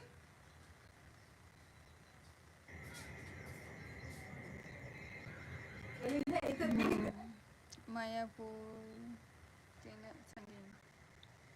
ᱥᱤᱞᱮ ᱢᱩᱨᱢᱩ ᱟᱹᱵᱤᱱ ᱡᱟᱦᱟᱸ ᱠᱟᱛᱷᱟ ᱵᱤᱱ ᱠᱩᱞᱤ ᱠᱤᱫᱤᱧᱟ ᱡᱮ ᱢᱟᱭᱟᱯᱩᱨ ᱫᱚ ᱤᱧᱦᱚᱸ ᱟᱹᱣᱨᱤᱧ ᱪᱟᱞᱟᱜᱼᱟ ᱢᱟᱭᱟᱯᱩᱨ ᱫᱚ ᱤᱧᱦᱚᱸ ᱟᱹᱣᱨᱤᱧ ᱪᱟᱞᱟᱜᱼᱟ ᱡᱚᱢ ᱠᱮᱫᱟᱞᱤᱧ ᱟᱪᱪᱷᱟ ᱡᱚᱢ ᱠᱮᱫᱼᱟ ᱵᱤᱱ ᱟᱹᱰᱤ ᱱᱟᱯᱟᱭ ᱠᱟᱛᱷᱟ ᱛᱮᱦᱮᱧ ᱫᱚ ᱟᱹᱰᱤ ᱱᱟᱯᱟᱭ ᱚᱲᱟᱜ ᱨᱮᱜᱮ ᱩᱛᱩ ᱵᱟᱥᱟᱝ ᱦᱩᱭ ᱟᱠᱟᱱᱟ ᱵᱟᱝᱟ ᱵᱟᱹᱞᱤᱧ ᱡᱚᱢ ᱟᱠᱟᱫᱼᱟ ᱡᱚᱢᱟᱞᱤᱧ ᱛᱮᱦᱮᱧ ᱫᱚ ᱞᱚᱜᱚᱱ ᱜᱮ ᱱᱟᱜ ᱛᱮᱦᱮᱧ ᱫᱚᱞᱤᱧ ᱡᱚᱢᱟ ᱛᱮᱦᱮᱧ ᱫᱚ ᱛᱤᱠᱤᱱ ᱵᱮᱲᱟ ᱵᱟᱹᱞᱤᱧ ᱡᱚᱢ ᱟᱠᱟᱫᱼᱟ ᱛᱤᱠᱤᱱ ᱵᱮᱲᱟ ᱠᱟᱹᱴᱤᱡ ᱢᱟᱱᱮ ᱡᱟᱹᱥᱛᱤ ᱠᱷᱟᱵᱟᱨ ᱡᱚᱢ ᱦᱩᱭ ᱟᱠᱟᱱᱟ ᱚᱱᱟ ᱠᱷᱟᱹᱛᱤᱨ ᱛᱤᱠᱤᱱ ᱵᱮᱲᱟ ᱫᱚ ᱫᱟᱠᱟ ᱵᱟᱹᱞᱤᱧ ᱡᱚᱢ ᱟᱠᱟᱫᱼᱟ ᱟᱫᱚ ᱱᱤᱛᱚᱜ ᱚᱱᱟᱜᱮ ᱤᱧ ᱟᱭᱳ ᱞᱟᱹᱭᱮᱫᱼᱟᱭ ᱡᱮ ᱫᱟᱠᱟ ᱠᱚ ᱡᱚᱢ ᱢᱮ ᱢᱮᱱᱛᱮ ᱞᱚᱜᱚᱱ ᱮᱱᱟᱝ ᱦᱚᱸ ᱫᱟᱠᱟ ᱵᱟᱢ ᱡᱚᱢ ᱟᱠᱟᱫᱼᱟ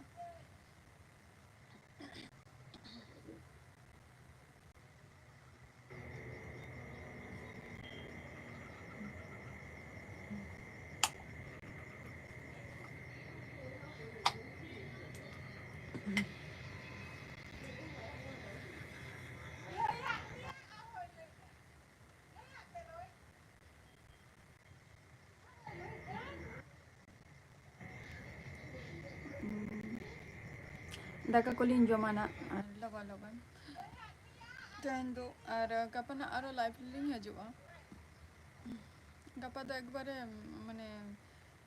ᱱᱚᱝᱠᱟ ᱱᱤᱭᱟᱹ ᱴᱟᱭᱤᱢ ᱜᱮ ᱱᱟᱜ ᱞᱤᱧ ᱦᱤᱡᱩᱜᱼᱟ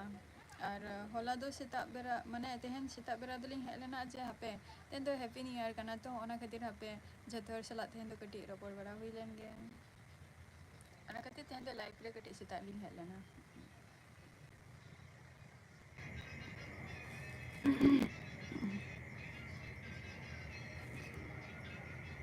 ᱦᱮᱸ ᱡᱚᱢ ᱵᱤᱱ ᱛᱟᱦᱚᱞᱮ ᱦᱮᱸ ᱡᱚᱢᱟᱞᱤᱧ ᱟᱨ ᱟᱹᱵᱤᱱ ᱦᱚᱸᱵᱤᱱ ᱡᱚᱢ ᱟᱠᱟᱜᱼᱟ ᱧᱮᱞ ᱧᱮᱞ ᱛᱟᱹᱞᱤᱧ ᱵᱤᱱ ᱵᱷᱤᱰᱤᱭᱳ ᱚᱵᱚᱥᱥᱳᱭ ᱠᱚᱢᱮন্ট ᱟᱹᱞᱤᱧ ᱱᱟᱜ ᱟᱨ ᱱᱤᱛᱚᱜ ᱡᱚᱢ ᱵᱟᱲᱟ ᱠᱟᱛᱮ ᱞᱤᱧ ᱧᱮᱞᱟ ᱮᱱᱟᱝ ᱫᱚ ᱥᱟᱹᱨᱤ ᱠᱟᱛᱷᱟ ᱵᱚᱞᱛᱮ ᱜᱮᱞᱮ ᱢᱟᱱᱮ ᱠᱟᱹᱢᱤ ᱨᱮᱱᱟᱜ ᱵᱤᱡᱤ ᱛᱟᱦᱮᱸ ᱞᱮᱱᱟᱞᱤᱧ ᱚᱱᱟ ᱠᱷᱟᱹᱛᱤᱨ ᱵᱟᱹᱞᱤᱧ ᱤᱭᱟᱹ ᱫᱟᱲᱮ ᱟᱠᱟᱫᱼᱟ ᱟᱨ ᱚᱠᱟ ᱥᱮᱱ ᱦᱚᱸ ᱵᱟᱹᱞᱤᱧ ᱪᱟᱞᱟᱣ ᱟᱠᱟᱱᱟ ᱛᱮᱦᱮᱧ ᱫᱚ ᱧᱮᱞᱟᱞᱤᱧ ᱱᱟᱜ ᱚᱵᱚᱥᱥᱳᱭ ᱜᱮ ᱟᱨ ᱱᱮᱠᱥᱴ ᱮᱯᱤᱥᱳᱰ ᱨᱮᱱᱟᱜ ᱛᱟᱦᱚᱞᱮ ᱦᱤᱡᱩᱜ ᱛᱟᱵᱚᱱ ᱯᱮ ᱟᱨ ᱛᱮᱦᱮᱧᱟᱜ ᱧᱤᱫᱟᱹ ᱢᱟᱱᱮ ᱛᱮᱦᱮᱧ ᱠᱷᱚᱱ ᱡᱷᱚᱛᱚ ᱦᱚᱲᱟᱜ ᱫᱤᱱ ᱠᱚ ᱡᱟᱛᱮ ᱱᱟᱯᱟᱭ ᱛᱮ ᱪᱟᱞᱟᱜ ᱢᱟ ᱛᱚ ᱛᱮᱦᱮᱧᱟᱜ ᱮᱯᱤᱥᱳᱰ ᱫᱚ ᱱᱚᱰᱮ ᱜᱤᱧ ᱢᱩᱪᱟᱹᱫᱮᱜᱼᱟ ᱴᱟᱴᱟ ᱵᱟᱭ ᱵᱟᱭ